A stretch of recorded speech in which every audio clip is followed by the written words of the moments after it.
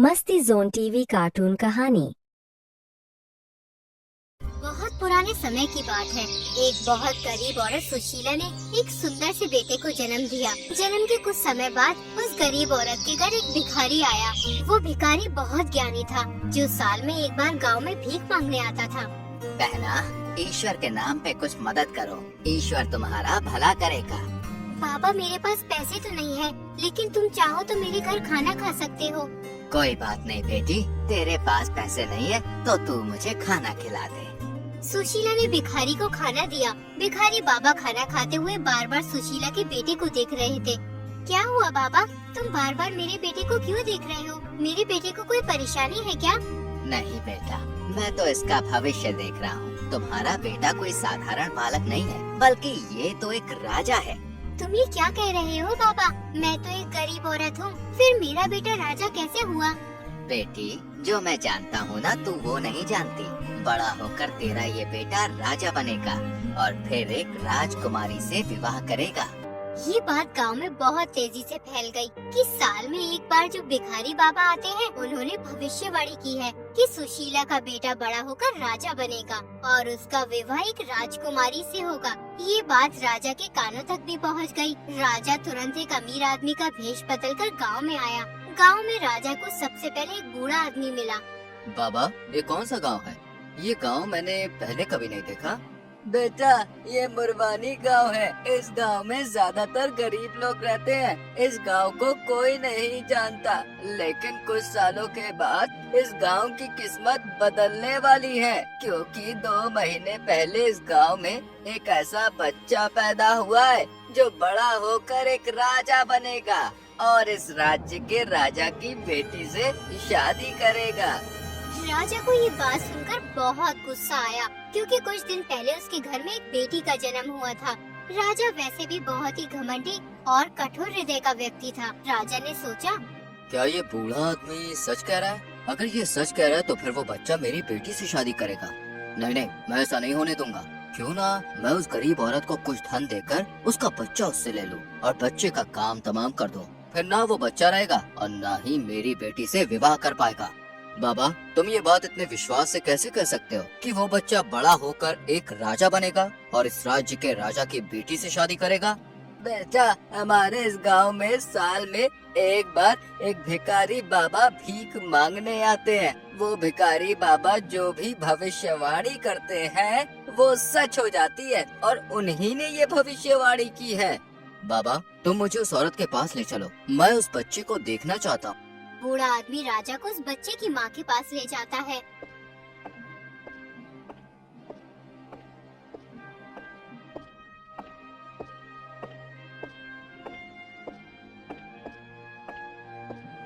सुशीला, ये तुम्हारा बच्चा देखने आए हैं। तो तुम हो इस खूबसूरत बच्चे की भाग्यशाली माँ। वास्तव में इस बच्चे को देखकर ऐसा लगता है कि ये बड़ा होकर एक राजा बनेगा। तुम बहुत गरीब हो, इस बच्चे को कैसे पाल सकोगी? एक काम करो, तुम ये बच्चा मुझे दे दो, मैं इसे बहुत अच्छी तरह पालूंगा। नहीं, मैं अपना बच्चा तुम्हें नहीं दे सकती। क्या हुआ अगर मैं गरीब हूँ तो? मैं अपने बच्चे को किसी तरह पाल ही लूंगी, चाहे मुझे मेहनत मजदूरी ही क्यों न करनी पड़े। तुम्हें मेहनत मजदूरी करने की कोई जरूरत नहीं है, लेकिन तुम एक बात अच्छी तरह समझ लो। अगर तुम अपने बेटे को राजा बनते हुए देखना चाहती हो तो तुम्हें उसे खुद से अलग करना होगा, क्योंकि राजा बनने के लिए सामाजिक समझ, शिक्षा और ज्ञान का होना बहुत जरूरी है। बेटी, ये बहुत ही भाग्यशाली बच्चा है। तुम इसका पालन पोषण सही तरीके से नहीं कर सकती हो, इसलिए ये अमीर आदमी इस बच्चे को लेने तुम्हारे घर आ पहुँचा है। शायद यही ईश्वर की कृपा हो। सुशीला अपना बच्चा राजा को दे देती है। राजा सुशीला को बहुत सारा धन देता है। इस धन से तुम अपना पेट पालना और जब ये तुम्हारा बेटा बड़ा हो जाएगा तो खुद ही तुम्हारे पास आ जाएगा। तुम इसकी बिल्कुल भी चिंता मत करना, मैं इसकी परवरिश बहुत ही ध्यान से करूँगा। राजा बच्चे को लेकर चला जाता है।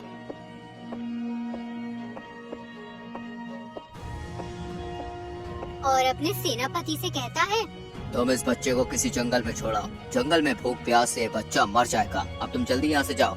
सेनापति बच्चे को लेकर जंगल की ओर निकल जाता है।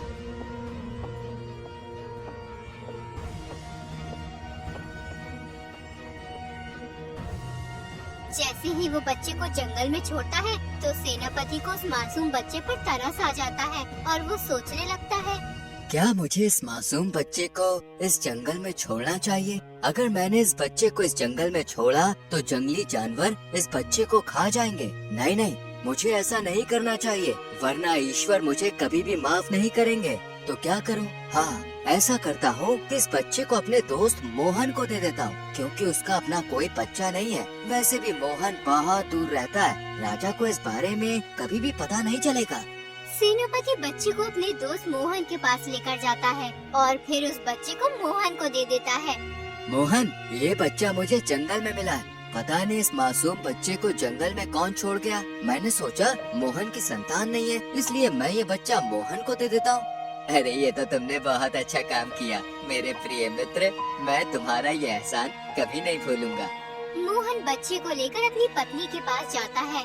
देखो गीता, ईश्वर ने तुम्हारी प्रार्थना सुन ली है। ये बच्चा सुरेश को जंगल में मिला था, उसने ये बच्चा हमें दे दिया। अरे ये तो बहुत खूबसूरत बच्चा है, इतना खूबसूरत बच्चा मैंने कभी नहीं देखा। हम इस बच्चे को अपने बच्चे की तरह पालेंगे और हम इसका नाम हेमंत रखेंगे। मोहन और उसकी पत्नी ने बड़े प्यार और लगन से उस बच्चे को पालना शुरू किया। यूं ही कई साल गुजर गए। अब हेमंत जवान हो गया था। वो बहुत ही होनहार और होशियार था। एक दिन राजा किसी काम से बाहर जा रहा था, लेकिन एकदम रास्ते में बहुत तेज बारिश होने लगी।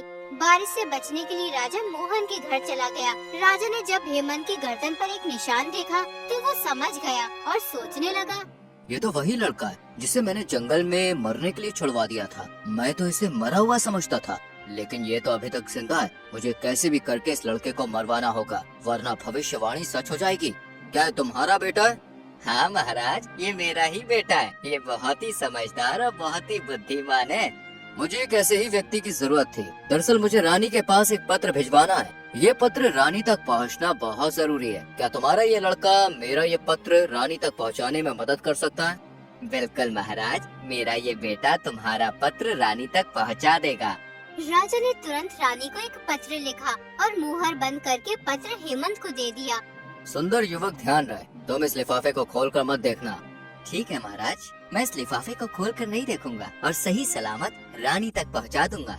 हेमंत पत्र को लेकर राजमहल की ओर निकल गया, लेकिन हेमंत को राजमहल का रास्ता पता ही नहीं होता है। वो राजमहल का रास्ता खोजते खोजते जंगल में चला जाता है। जंगल में उसे एक घर दिखाई देता है। वो घर का दरवाजा खटखटाता है। घर के अंदर से एक अजीब सी शक्ल का आदमी बाहर आता है। मेरा नाम हेमंत है। मैं एक संदेश लेकर राजमहल जा रहा था, लेकिन मैं रास्ता भूल गया हूँ। क्या मैं आज रात तुम्हारे घर पे रुक सकता हूँ? हाँ हाँ, क्यों नहीं, अंदर आ जाओ। क्या तुम्हें मुझसे डर नहीं लग रहा?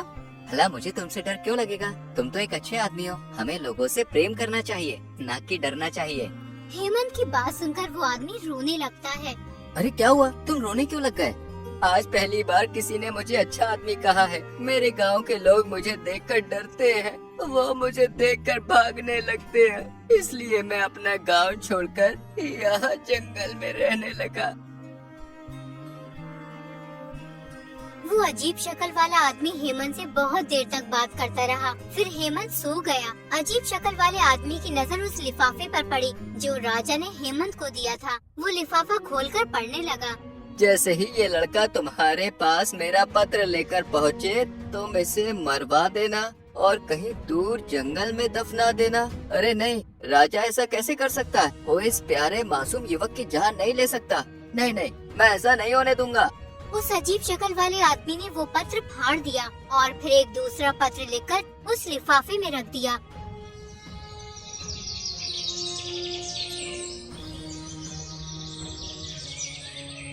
अगले दिन जब हेमंत पत्र लेकर महल पहुंचा, तो उसने वो पत्र रानी को दे दिया। जैसे ही ये लड़का पत्र लेकर राजमहल पहुंचे, तुम तुरंत इस लड़के से राजकुमारी का विवाह कर देना। ये काम मेरे वापस आने से पहले ही पूरा हो जाना चाहिए। रानी ने तुरंत राजकुमारी की शादी उस लड़के से करा दी। लड़का राजकुमारी के साथ सुख से उस महल में ही रहने लगा।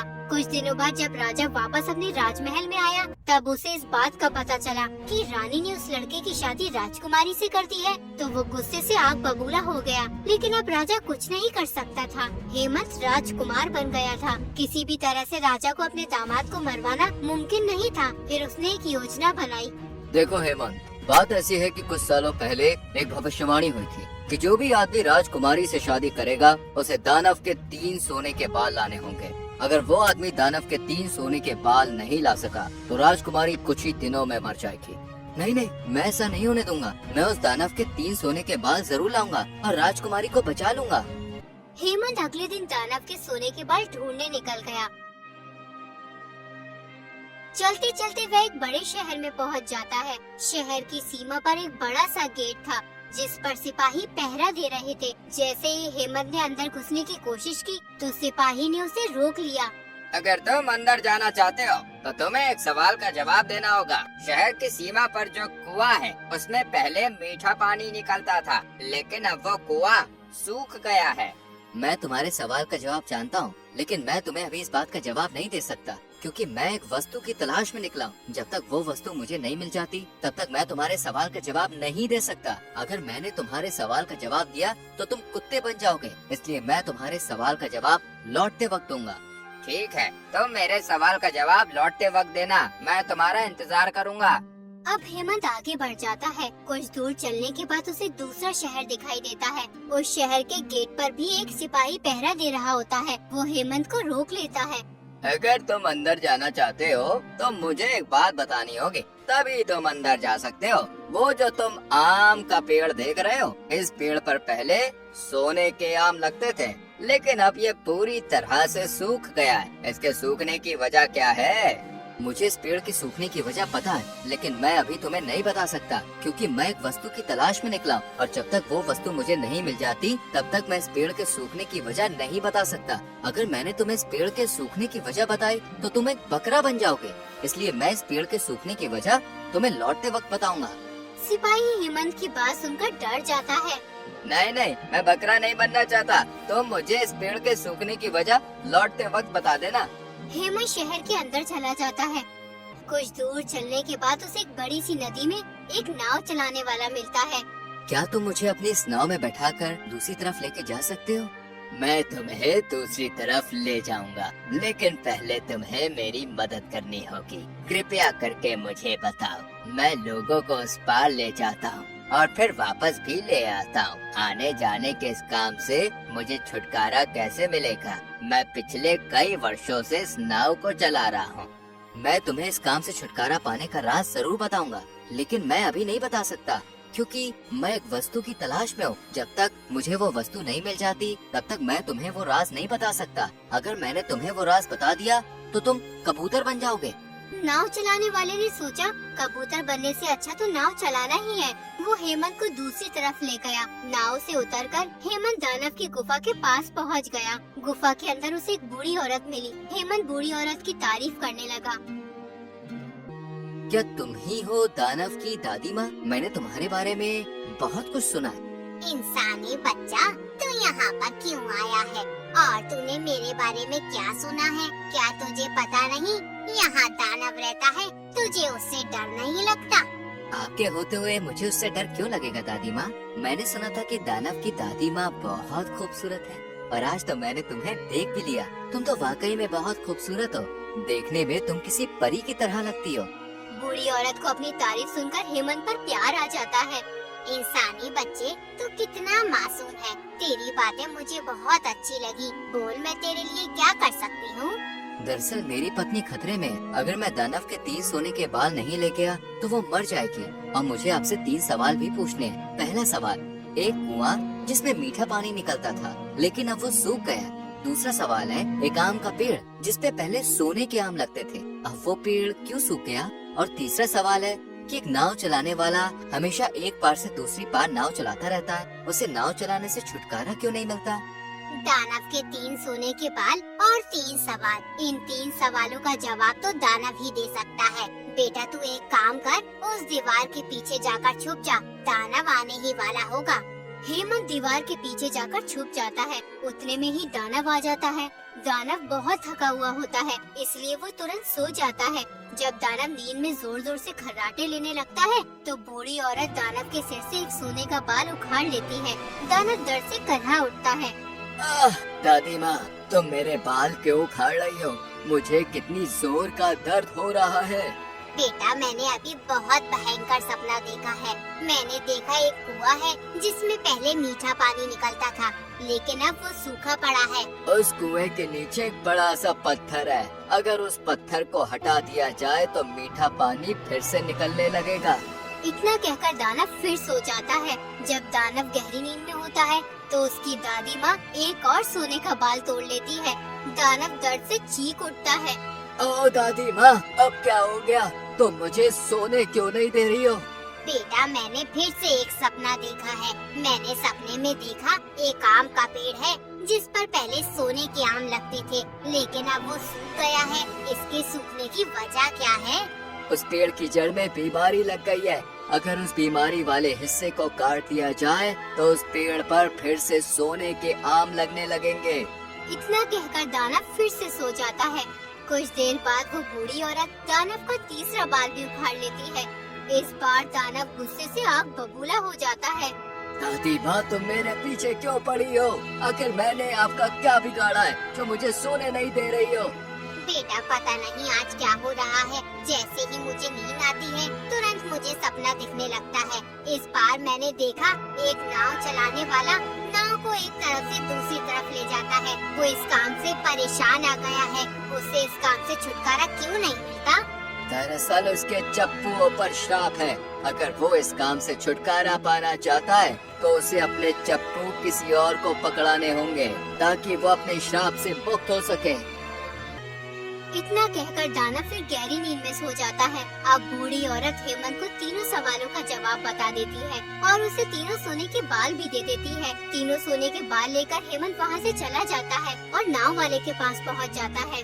मैं कब से तुम्हारा इंतजार कर रहा था। अब जल्दी बताओ, मुझे इस काम से कैसे छुटकारा मिल सकता है? मैं तुम्हें जरूर बताऊंगा, लेकिन पहले तुम्हें मुझे दूसरी तरफ पहुंचाना होगा। नाव चलाने वाला हेमंत को दूसरी तरफ पहुंचा देता है। तुम अपनी ये चप्पू किसी और को पकड़ा दो, फिर तुम्हें इस काम से छुटकारा मिल जाएगा। इतना कहकर हेमंत दूसरे सिपाही के पास पहुंच जाता है। तुम्हारे इस पेड़ की जड़ के कुछ हिस्से में बीमारी लग चुकी है। अगर तुम वो बीमारी वाला हिस्सा काट दो तो इस पेड़ पर फिर से सोने के आम लगने शुरू हो जाएंगे। सिपाही ने खुशी में हेमंत को 2 सोने से भरे थैलों का इनाम दिया। सोने के थैले लेकर हेमंत पहले सिपाही के पास पहुंच गया। मेरे भाई, इस कुएं के नीचे बड़ा सा पत्थर है। अगर तुमने उस पत्थर को हटा दिया तो कुएं से फिर से मीठा पानी निकलना शुरू हो जाएगा। इस सिपाही ने भी खुश होकर हेमंत को बहुत सारा सोना दिया। सारा सोना लेकर हेमंत राजा के पास पहुंचा। राजा इतना सारा सोना देखकर हैरान रह जाता है। तुम्हें इतना सारा सोना कहाँ से मिला? मुझे ये सोना नदी की दूसरी तरफ मिला। जितना मुझसे हो सका मैं उतना सोना ले आया। अभी वहाँ बहुत सारा सोना है। क्या मैं भी नदी के दूसरी तरफ से तुम्हारी तरह कुछ सोना ला सकता हूँ? बिल्कुल ला सकते हो। बस आपको एक काम करना होगा। उस नदी में एक नाव चलाने वाला है जो आपको अपनी नाव से दूसरी तरफ ले जाएगा। आप उससे उसके चप्पू ले लेना और खुद नाव को दूसरी तरफ ले जाना। उसके बाद आपको बहुत सारा सोना मिलेगा। लालची राजा इतना सुनकर तुरंत नदी की ओर चल पड़ा। उसने ऐसा ही किया जैसे उसे हेमंत ने बताया था। राजा ने नाव वाले के हाथ से उसका चप्पू लेकर खुद नाव चलाने लगा। दूसरी तरफ हेमंत राजा बन जाता है और उसकी गरिमा उसके पास आ जाती है। इस तरह भविष्यवाणी सच हो जाती है और वो लालची राजा आज भी नाव चला रहा है।